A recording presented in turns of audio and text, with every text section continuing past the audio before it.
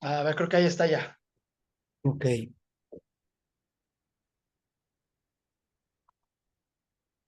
Mm, Pero Adelante, maestro Hugo. no puedo compartir si está Ok, bueno, compartido. sí tienes razón. Bueno, esto nada más para la apertura. Bueno, pues ya estamos entrando en la tercera hora, en la tercera charla de nuestra sesión número 2 de este curso 2 del Seminario de París 24, Cobertura, Implicaciones e Impacto. Y es turno de ceder el uso de la palabra al maestro Hugo León Centeno, del Departamento de Humanidades de la Ibero Puebla, que nos va a hablar en los próximos minutos acerca de la evolución del movimiento olímpico, esto conforme a la agenda que tenemos el día de hoy y que ustedes pueden ver en pantalla. Y que bueno, pues maestro Hugo, pues nuevamente bienvenido, te agradecemos el tiempo y pues listo, ya puedes mostrarnos tu presentación. Bienvenido. Gracias Jorge, y gracias a todos los asistentes, como siempre, por su presencia, por su interés. Pues nada, espero que ya estén viendo mi pantalla. Si es el caso, pues vamos para adelante con la evolución del movimiento olímpico. Eh, Sí, se puede ver. ya habló eh, Jorge sobre Pierre de Coubertin como un elemento clave, que no el único, pero sí un elemento clave para la resurgencia del ideal olímpico. Entonces, bueno, vamos a platicar un poquito ya no desde esta perspectiva que nos planteó Erasmo en la mañana, más geopolítica, y esta otra personal que hizo Jorge, sino ya trasladarnos un poco a lo que es el movimiento olímpico y cómo se fue gestando en aquellos primeros años.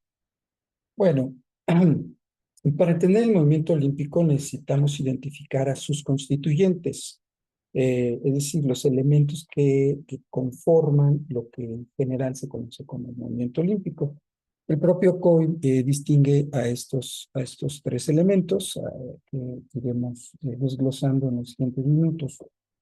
El primero, por supuesto, es el comité, ¿no? El Comité Olímpico Internacional, eh, como gran ente, como gran organismo, ya nos decían también previamente, no asociado necesariamente al gobierno, quizá en sus inicios de repente había más nexos con Francia, pero bueno, decididamente si lo miramos a la luz de la historia, pues el COI pues, es un ente independiente, aunque por supuesto la parte del financiamiento puede haber ahí algunos intereses, ¿no? Sobre todo con NBC, que es el financiante más grande del COI, pues, porque es el que tiene los derechos de televisión para Estados Unidos, y la mitad del presupuesto del COI pues lo pone la NBC. Entonces, bueno, ya podemos imaginar todo lo que eso implica.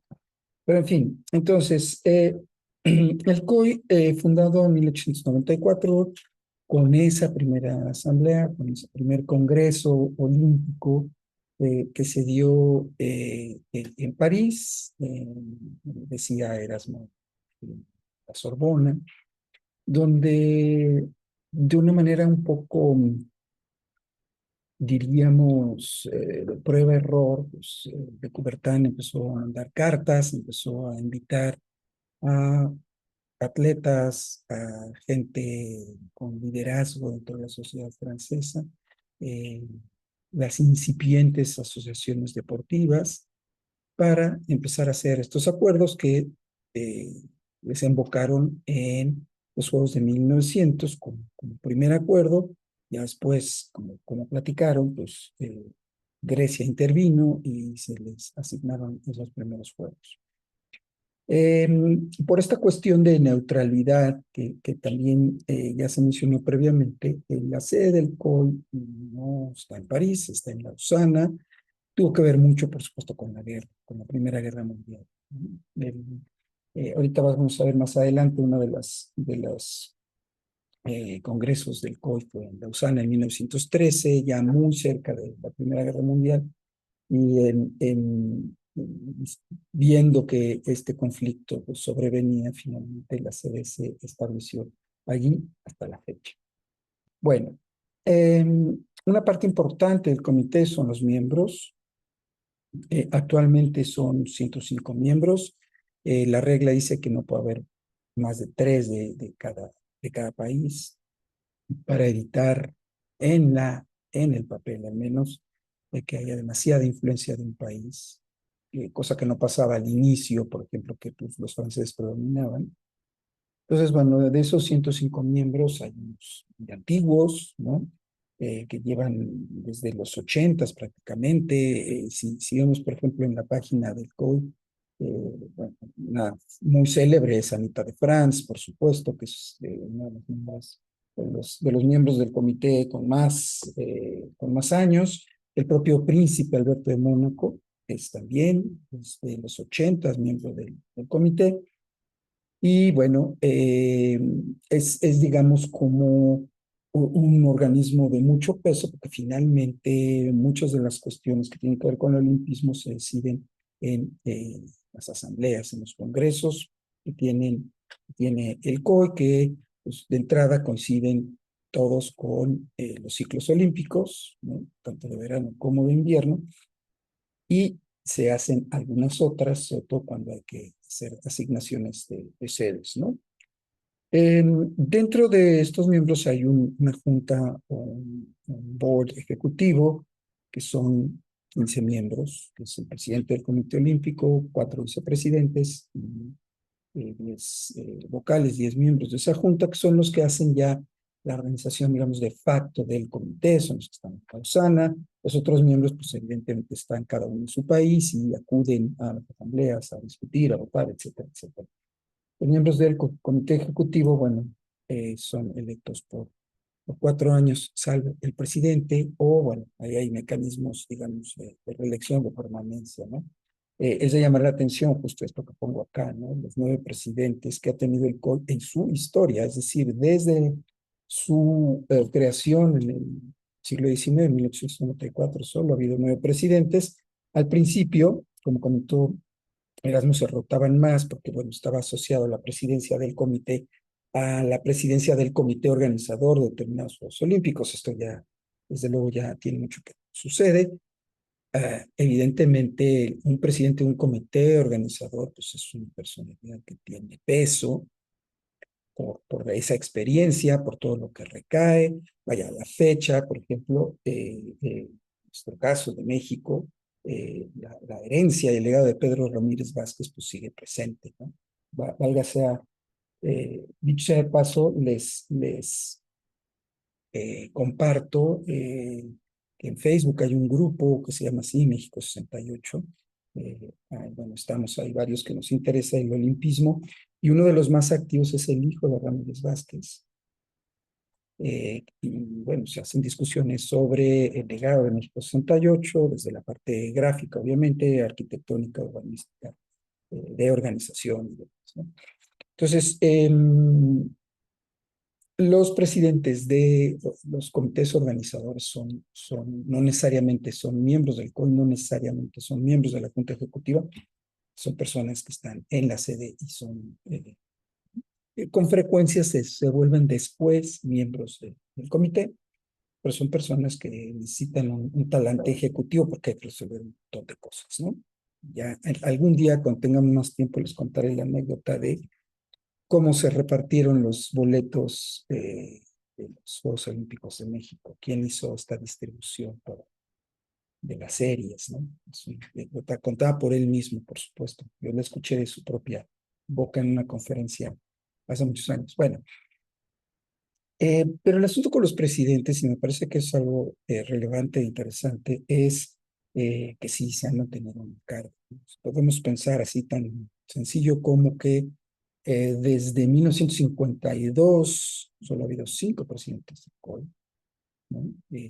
Primero Avery Brundage, que estuvo desde los 50 hasta muy entrados los 60, luego le siguió Lord Lanning, a partir de 67, si no mal recuerdo, hasta 80, cuando llegó Juan Thompson Arantes. Bueno, todos conocimos, fue un gran impulsor del olimpismo, un gran impulsor también del papel de las empresas privadas en el olimpismo. Y bueno, además, gran impulsor, por supuesto, de los Juegos de 92 en Barcelona.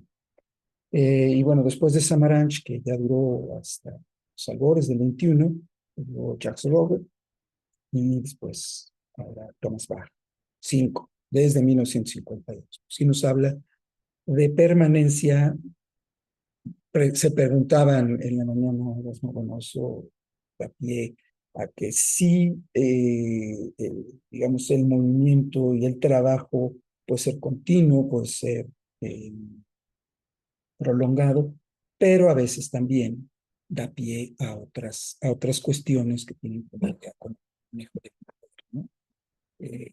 El Comité Olímpico, al menos con los presidentes, ha habido mucho menos suspicacias en comparación, por ejemplo, con los de la FIFA. Ahí sí, bueno, hablamos de Avalanche, hablamos de Blatter y bueno, grandes escándalos, ¿no? Con los miembros del Comité Olímpico, los presidentes, perdón, ha pasado bastante menos.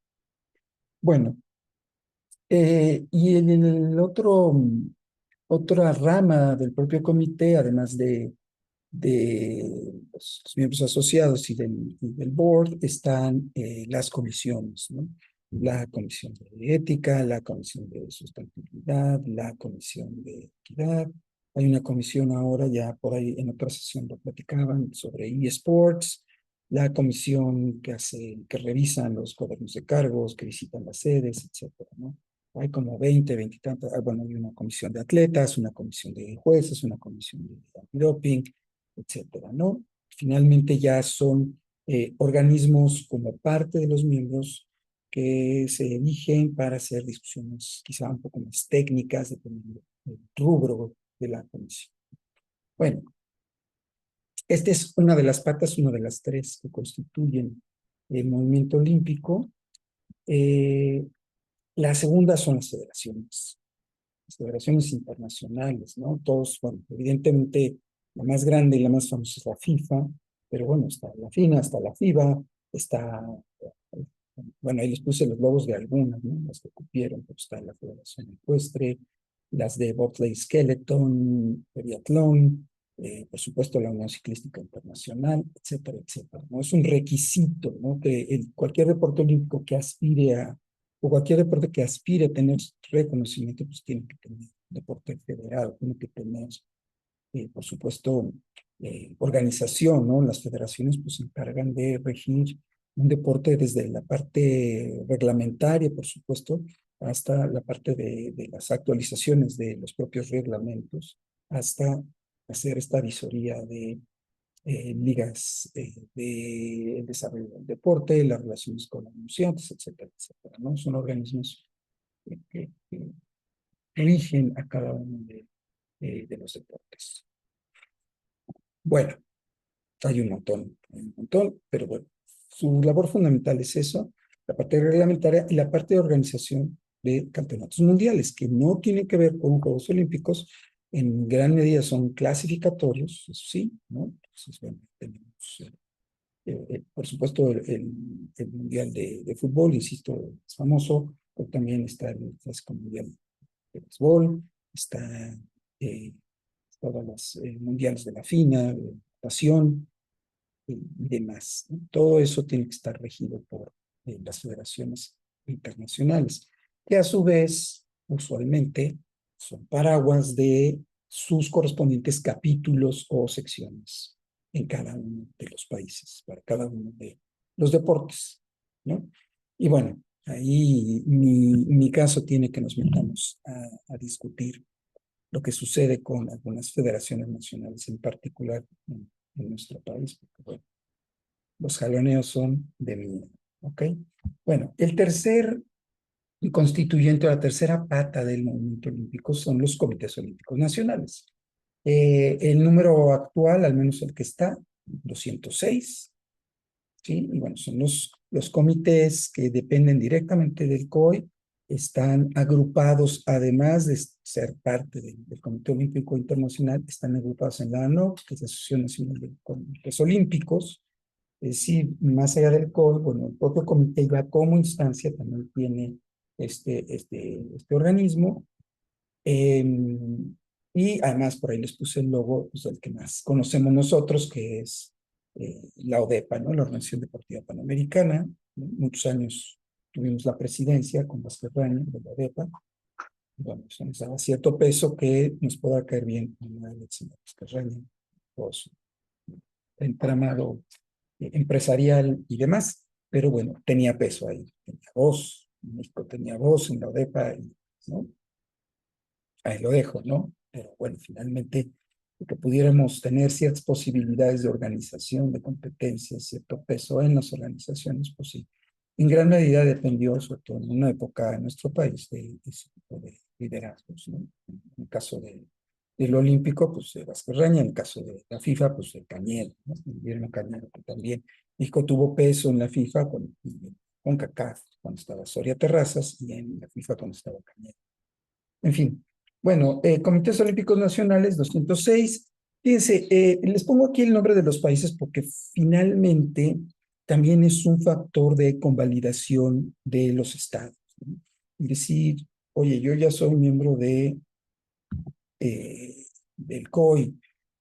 Finalmente es como un precedente en muchas ocasiones para ser reconocido por otros organismos que no tienen que ver con el deporte, como puede ser ONU, como pueden ser otros, para el reconocimiento. Por eso está ahí el caso de Taipei, ¿no? Entonces, bueno, sí es un jaloneo que se tiene con China, todos lo sabemos, pero bueno, para China-Taipei tener esta membresía y poder competir bajo su bandera en Juegos Olímpicos, pues es una reivindicación nacional importante, ¿no? Está el caso reciente de Sudán del Sur o de Timor-Leste, que también países de reciente creación, que tienen ya su Comité Olímpico Nacional, pueden desfilar su bandera, etcétera. Y el caso de Palestina, ¿no? Que bueno, también sería muy largo también discutir en este momento, pero tiene su Comité Olímpico como una nación. Entonces, bueno, simplemente ahí lo pongo. Es un asunto, ustedes saben, ahorita está muy movido, muy caliente en términos geopolíticos, pero bueno, tienen su comité y pueden tener atletas y pueden desfilar. Ese es un caso interesante y lo será además ahora en París, ¿no? Ayer, incluso eh, puede concernirnos en términos de seguridad este asunto. Entonces, bueno, esta es la tercera pata del movimiento olímpico. Eh, Nada más un breve comentario. En el caso de México, tenemos pues, las federaciones que están adscritas a su respectiva federación internacional. Tenemos el Comité Olímpico Mexicano, pero tenemos el gran problema, tampoco nos dará la vida en este momento para discutirlo, que es la CONADE, un invento de Salinas, todos sabemos, que bueno, no ha servido más que para poco, yo diría poco, ¿no? Problemas, ahorita con una, antes con otro y antes con el que le precedió, y es como diríamos, es un organismo que no se equipara a términos globales a otros que existen, vaya, los que existen en otros países, donde el deporte pues está regido de otra forma, ¿no? Pues en México, eso sí ha sido muy. Beto, por ahí estaba hace rato en la sesión. Exalumnos míos hicieron una investigación muy interesante justo sobre qué pasa con esto. Pero bueno, regresemos un poquito al asunto del movimiento olímpico y cómo se fue gestando. A ver, muy de la mano de los congresos, por supuesto, del primero de París, que ya mencionábamos, de este congreso, el segundo de Le Havre, también en Francia, ¿sí? Donde ya eh, habiendo sido celebrados los primeros Juegos, pues se convocó a esta reunión. Hemos de decir que en estos congresos se fue gestando la idea del movimiento olímpico, por un lado, muy a la par de, bueno, ¿qué hacemos con los Juegos, no? Porque, bueno, esta idea era, hagámoslos primero en París, no que van a ser en Grecia, bueno, que pues hagamos de todas formas los de París, pero, y eso ya lo hemos platicado, la segunda y la tercera edición de los Juegos, pues metidos en las expos mundiales, con su correspondiente dilución, ¿no? En términos simbólicos, en términos de calendario y todo esto, ¿no? Entonces, bueno, por ahí eran las discusiones eh, en los primeros congresos. Ahí hay un hiato, por supuesto, entre Le Havre y Bruselas. De Bruselas fue hasta 1905. De hecho, iba a ser en 1904, pero bueno, por una cuestión de causa mayor y demás, se llevó hasta 1905, pero allí ya se empezó a discutir porque finalmente estaba esto que Grecia quería hacerse de permanente de los Juegos, ¿no? Entonces, de repente estas asambleas también, estos congresos se hicieron para normar al respecto y de alguna forma también para oponerse a que la sede fuera única, más allá del derecho histórico que podía arguir Grecia, que finalmente en términos deportivos, en términos organizativos, pues no era visto con buenos ojos, ¿no? Entonces, eh, todos estos congresos fueron generando en, las sedes, pero también la discusión sobre el movimiento olímpico y los valores, ¿no? Ahorita vamos a pasar a la Carta Olímpica, que es importante, que finalmente ahí fue donde, o es donde se ha aterrizado esto, ¿no? Entonces, como ahí les mencionaba hace unos minutos, en 1913 el Congreso fue en Lausana, el quinto Congreso. Eh, ya habían pasado los primeros juegos, digamos, eh, cercanos a los que tenemos ahora, fueron los de Londres 1908 y los de Estocolmo, donde ya se vieron varios de los elementos simbólicos que ahora tenemos, donde ya hubo participación de mujeres, donde ya además, por ejemplo, en el Congreso de París en 1906, ya Pierre de Coubertin había discutido el asunto del vínculo de los juegos con la cultura, con las artes. Esto es importante porque, bueno, era parte, ya me lo platicó Jorge hace un momento, de los ideales más allá de solamente atléticos. Para él el asunto atlético era un mecanismo de enaltecimiento humano, ¿no? Y eso va muy de la mano de, desde luego, de la cultura y las artes, ¿no? Entonces, si bien la Olimpiada Cultural tuvo algunos acercamientos, por ejemplo, en los Juegos de París 24, no fue sino hasta 1948, en los Juegos de Londres, después de la guerra, cuando ya hubo actividades paralelas de manera más estructurada en los Juegos, ¿no? Y por supuesto el empuje que le dio en gran medida el trabajo que se hizo aquí también en los Juegos de México en 68, porque además ya hubo una asociación visual y gráfica, ¿no? Y así como todos reconocemos, por supuesto, la iconografía de México 68, ¿no? Esa misma iconografía se llevó a la Olimpiada Cultural. Entonces también había símbolos para los conciertos, para las funciones de danza, para todo lo que se hizo. Bueno, pongo allí también, aquí en la diapositiva, esta nota que es Miguel de Beistegui, porque si queremos hacer, así que paleontología del México olímpico, pues necesitamos necesariamente mencionar dos cosas. Una es Miguel de Beistegui, que era diplomático, que andaba en Europa y demás, que por ahí acaba de sacar, por cierto, la Secretaría de Relaciones Exteriores de su archivo, un documento que por ahí lo tengo. Yo creo que ese se los voy a subir al Drive, donde se relata la presencia de México en los Olímpicos a partir no solo de sus atletas, que tratamos a eso, sino de sus diplomáticos, ¿no? Entonces, el caso de Miguel de Beristain fue miembro del COI desde 1902.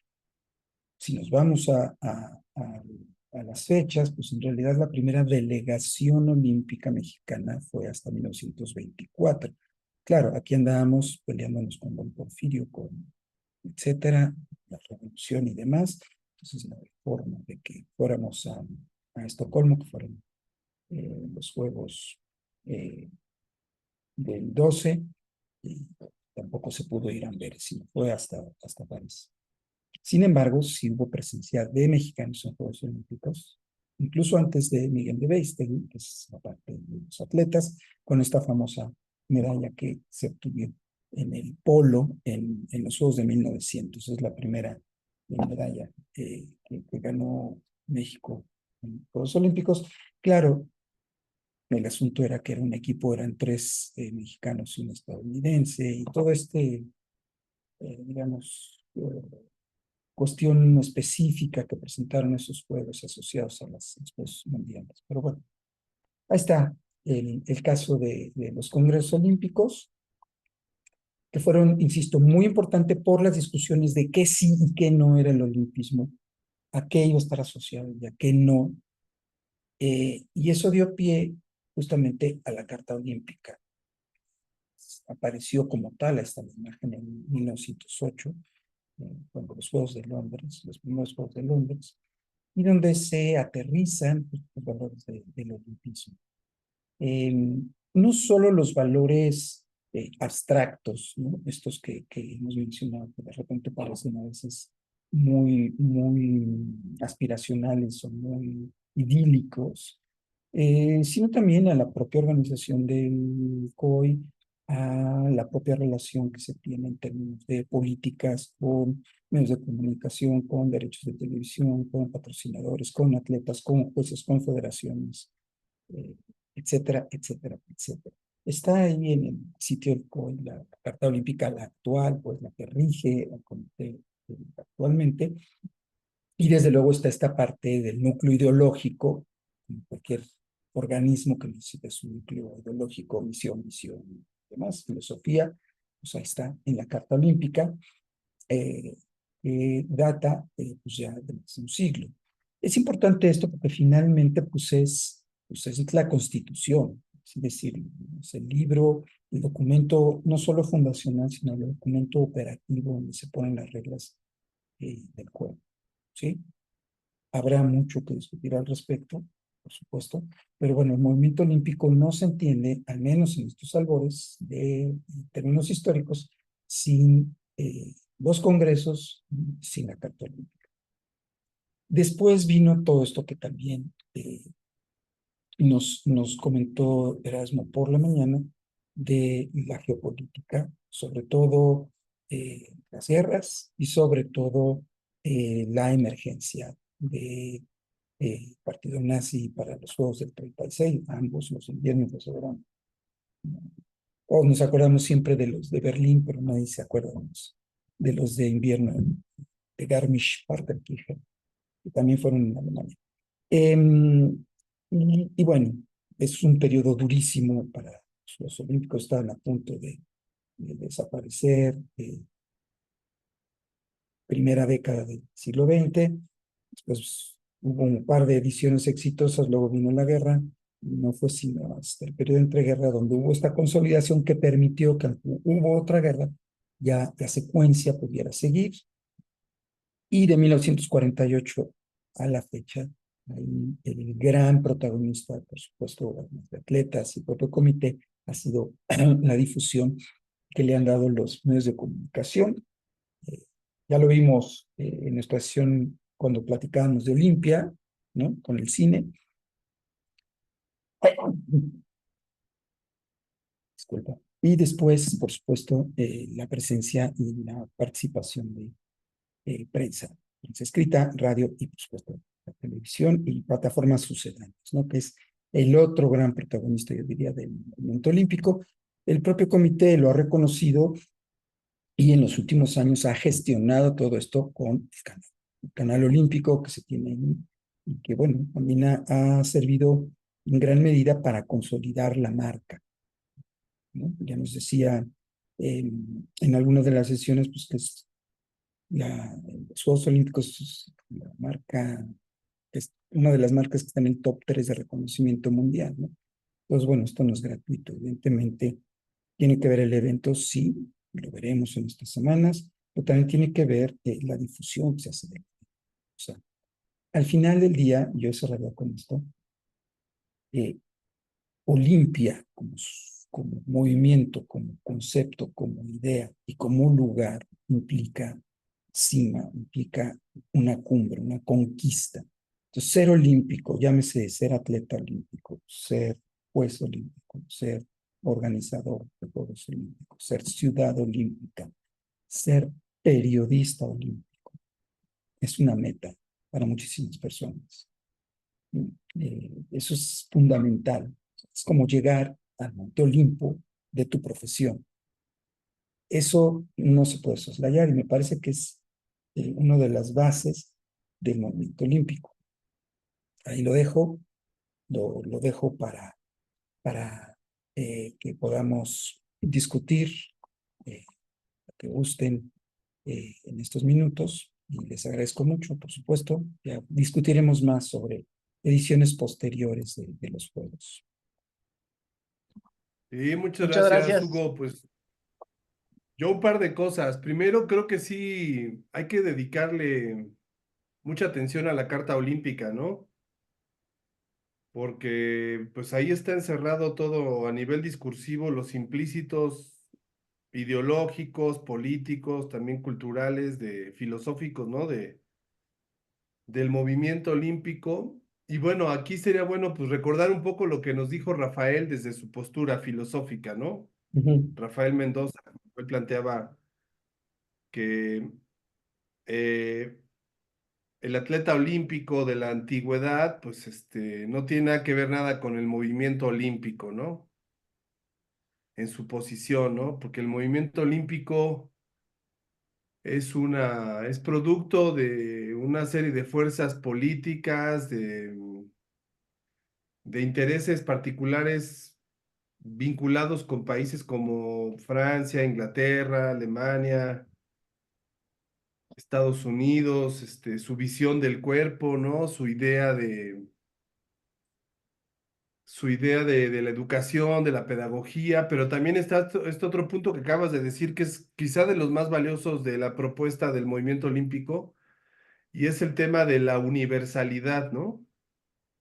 El que sean, a diferencia de los juegos de la antigüedad, que eran regionales, ¿no? Solo en Grecia y solo participaban los griegos.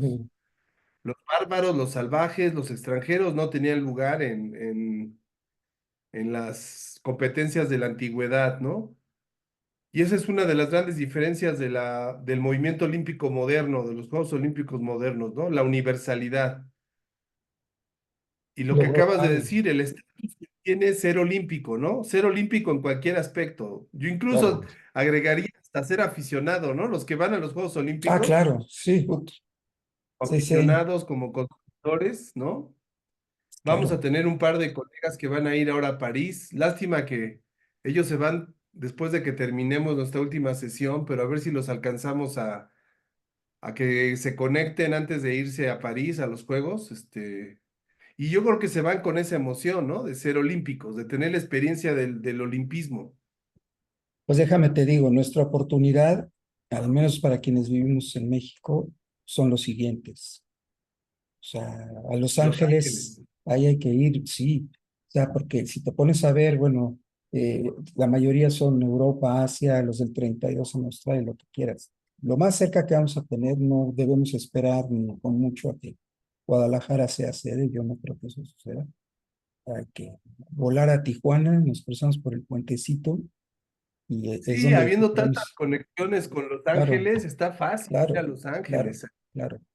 Sí, fíjate, ese es un punto que además es muy interesante, ¿no? También el ser aficionado olímpico para muchas personas es una meta, Es que es ¿no? un estatus pienso, lo trataba de traducir, o sea, realmente ser olímpico es una buena frase, es un estatus, es un Sí, símbolo de conexión con el mundo, ¿no? sí, sí, y la mayoría de nosotros no hemos podido, ¿no? Digo, yo estuve en los de México, pero era muy niño, por supuesto no me acuerdo, y bueno, estuve en los Panamericanos en el 75, y después en los de Toronto en 2015, pero me falta eso, ¿no? Estar esa parte de los Olímpicos y No, muchos de pues yo nosotros pienso que, aspiramos, creo que sí. con esto nuestro próximo seminario, va a tener un pie en los... Sí, claro. Sí, la última sesión la hemos de dar desde allá. Anda. Un Es buen asunto. correcto, Elena. Oye, otra idea antes de dar pie a las preguntas rápidas de Priscila y de Ramiro, nada más un asunto que llama la atención ahorita que decías de la globalidad. Bueno, hablábamos de los países y demás. Bueno, pues la noticia es que Groenlandia ya fue aceptado en CONCACAF, no sé si por ahí lo vieron, porque bueno, Groenlandia aparte de Dinamarca y demás, no fue aceptado en UEFA, pero pues en esta idea justo de tener cierta autonomía, cierta independencia, ya fue aceptado en CONCACAF. ¿Cuándo fue esa noticia? Ayer o antier. Eso quiere No, no me decir enteré. que vamos a tener que ir a jugar, bueno, la selección mexicana va a tener que ir a jugar a Groenlandia.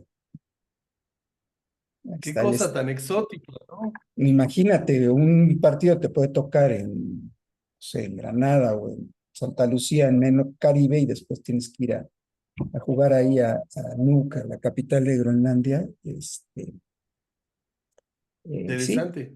es interesante Adelante con porque, la pregunta.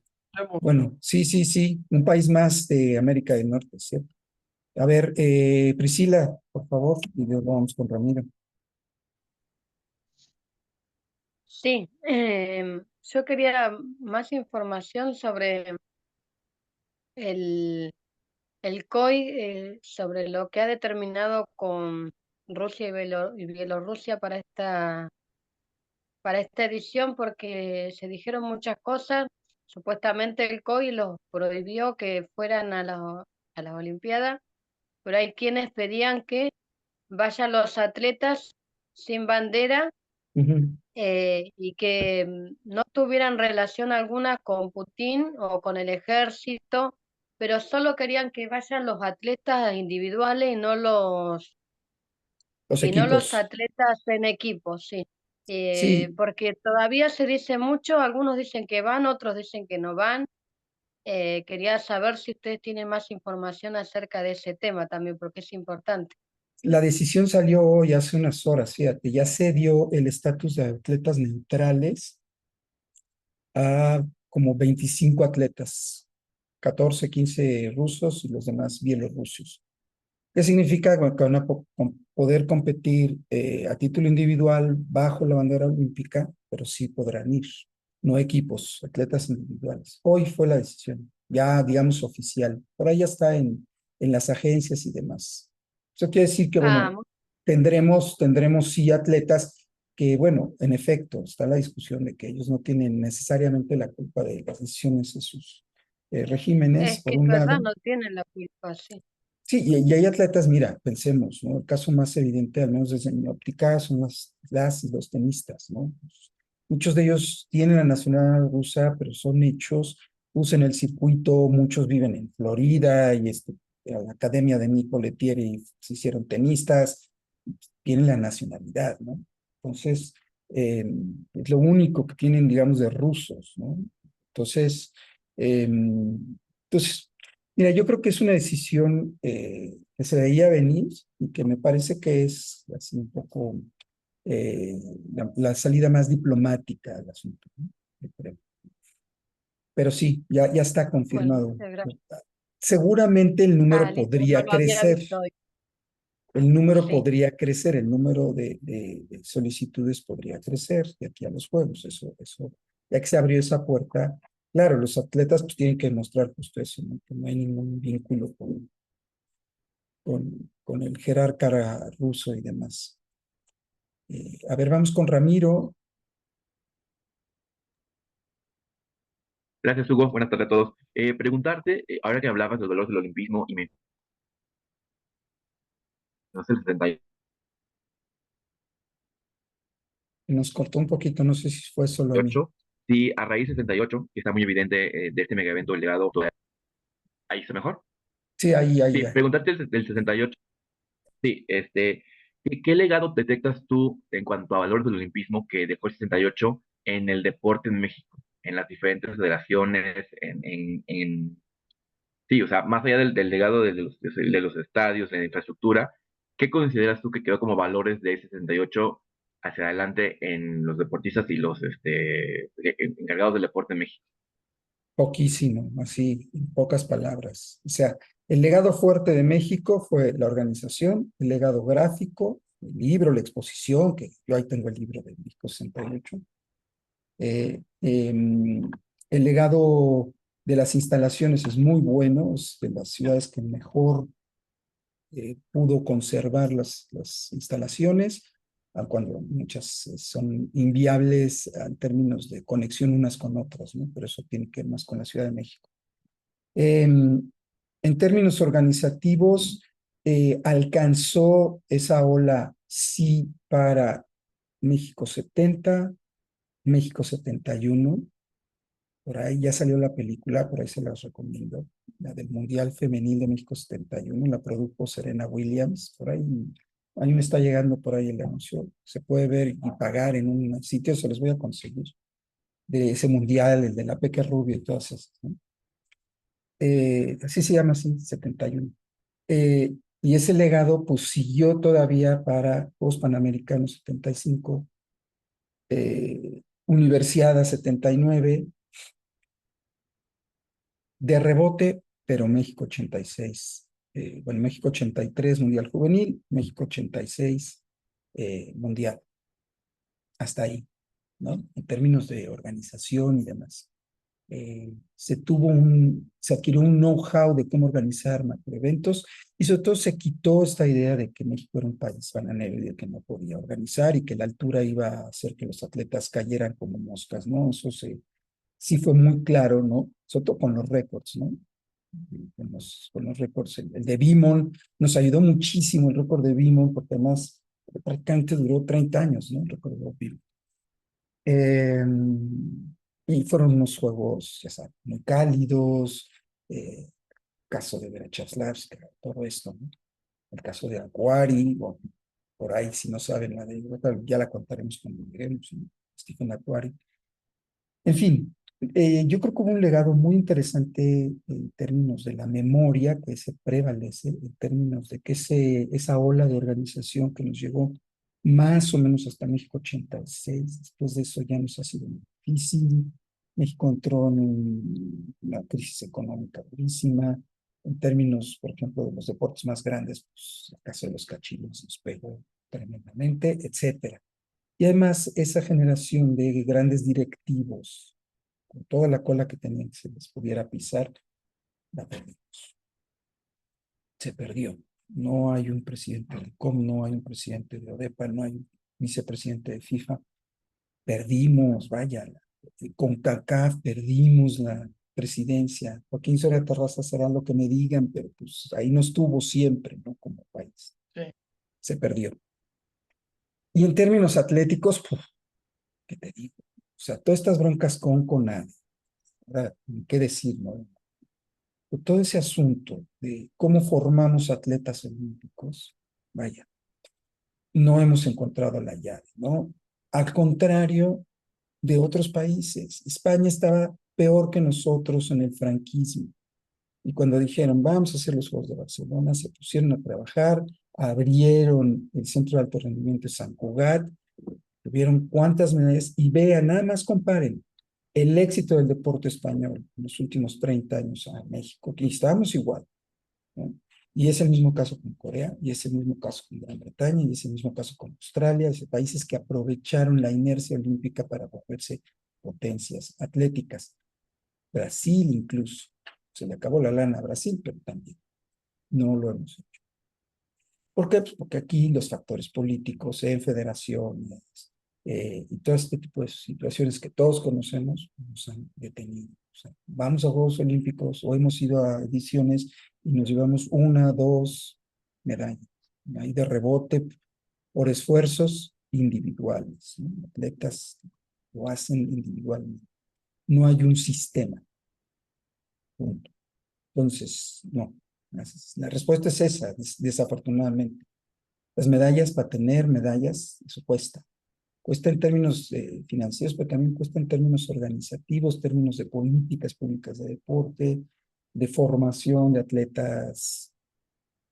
Bueno, no podemos hacerlo. No tenemos la organización suficiente. Lo señalamos desde la academia, pero pues hasta ahí se queda. En el periodismo siempre lo va a pasar. Pasando los juegos, todo el mundo dice, es que ¿por qué no sacamos medallas? Ahí está esta discusión, ¿no? Pero ahí se queda, ¿no? Vienen los siguientes Juegos Olímpicos y pues, sucede lo mismo. siempre con la esperanza de que esto cambie. Vamos a ver, en París no creo que sea demasiado distinto, ¿no? Si hacemos una correlación que es muy sencilla entre el número de habitantes, el PIB de México, el tamaño de país y demás, tendríamos que estar, pues, que es top 15, punto. Ese es el tamaño de México en el concierto mundial, top 15. Por eso no nos debería extrañar que México siempre está entre el 8 y el 16 en fútbol. No nos tendríamos que sorprender, siempre estamos en octavos de final. Esa es nuestra posición.